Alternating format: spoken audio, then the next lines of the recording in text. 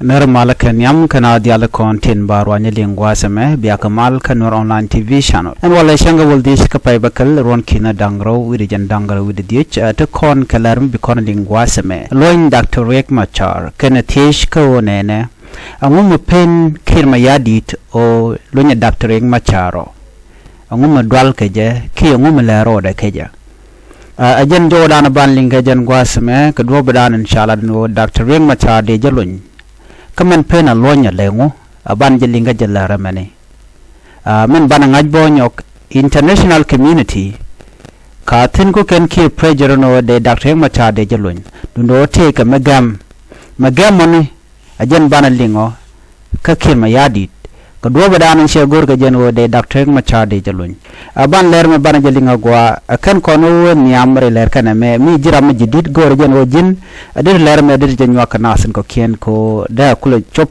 ki da mala shuba jiba gwa sidana payla rech ban ler ban yechulinga gwa ango pen Dr. Riek Macharo longa jaga jammo e kiir mayardit ango lokir manin go be Dr. Riek Machar be jalun de jaran karwa da jalu ba manyam kiir logo jen wo dong be power be jelus fear of losing power ngai komadan le roda wicha ka South Sudan Dr. Riek Machar shio charge delun but kiir gwado me gujeno misa Dr. Riek Machar charge delun and gujeno big power balis ki bu bomde be Nuer be tel bom tekeje so ngai kone no mone President Kiir may fear that releasing Dr. Riek Machar could reignite Machar political popularity among opposition group. Bera Dr. Riek Machar jako baje no kaneitin kon ki bontin kokin komgi kon bonen kokin kwana je kep ngai kon tuman peace initiative me shalare which ka Nairobi gwade la gajen wo tuman peace initiative hope ka South Sudanese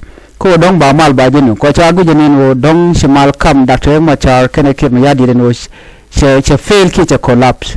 But it was a tactic ka Kiir mayardit no be bonto to be koram gwaskel tane ngajino tuman peace initiative la chiren mad gwakel ka chiren make shoot bon dangwan chikan korean and shal ke pagana mum shi pagana mum kwan alaram dana la the military leader ka kan bon dangwan la di bon di weekend ya kan mad gwaskel kwer ka kan bon to ko jen be mandana latke Kiir mayardit bikena gor ka pin but it was a tactic me gor Kiir no ba espela yo ba je ta ge ka ke cha de no no be kwer be jamal jek ke cha de gor no ba transitional government ba jalat so this was a plant me lat ke je it was Kiir kene kume Kenya kende la do tuman peace initiative ba lep ke je so be espele mayo be kan kulo gunyo dong ite kamal me ba no ajen Kiir mayardit so ke Kiir mayardit cha la do no en kone Dr. Riek Machar tine belet kel and we all know that me sure lat ka gwase dan no komisha Dr. Riek Machar chajalun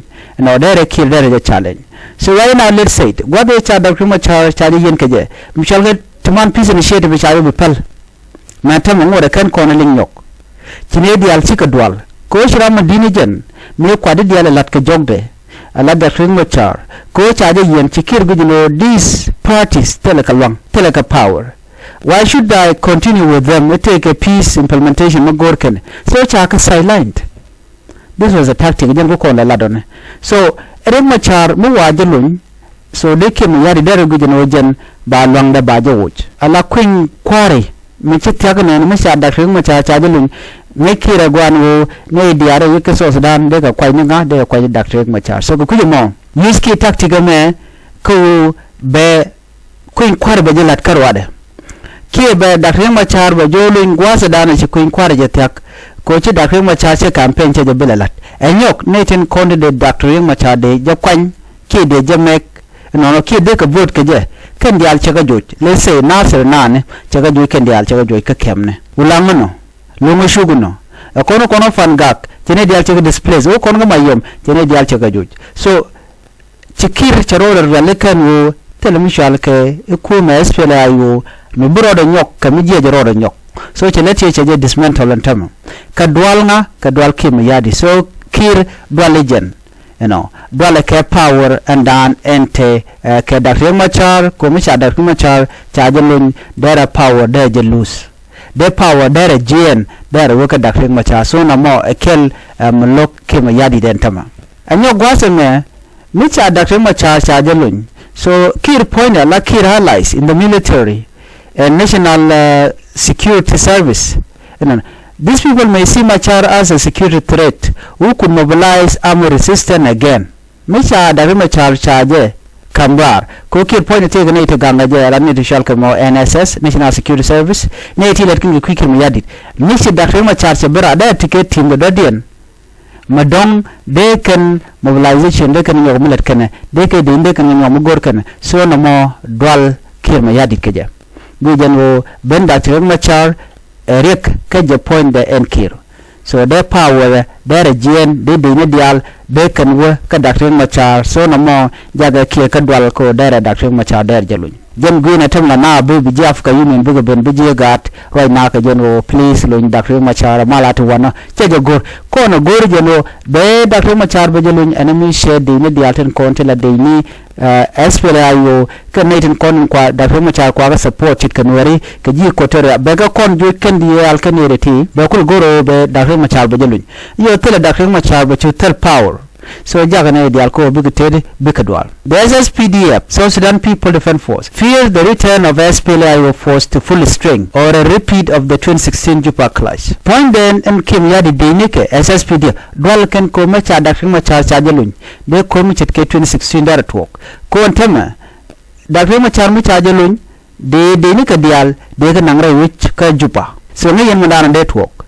Mishit kemesha na chede to gwade wa Denike especially guardian te kel kaje kene te gangaje reidware me wa meken wa kep ko bom chede to wono miti de meditaten ko de kuye ne de to kude ka kuyo gwe no ba peace ba jin parliament aje ne kwa meken kwa kep ko bom kaje mi che ku barare point de Dr. Machar de ne no force medit wederna weder Dr. Machar ko ngwado mo be shwa free ramisha free mo la leremo ma boro de gorno boro mo kede in case te mo jengu de mi chitwok she will tolerate so dwal kuma ke jaban ano deri mdo de ndele no loin ko mo gor ka no biken Dr. Machar be can put behind bar she can bugor no ba jamalun so na mekel Melodian Gwasame broken trust from previous agreement. Dwal Kiir Mayardit ko peace agreement michit ke 2013 to 2016 and 2018 agreement don't go mutuoga. So there is a deep mistrust between the two camps. Releasing him without guarantee could be seen as a risky to national security.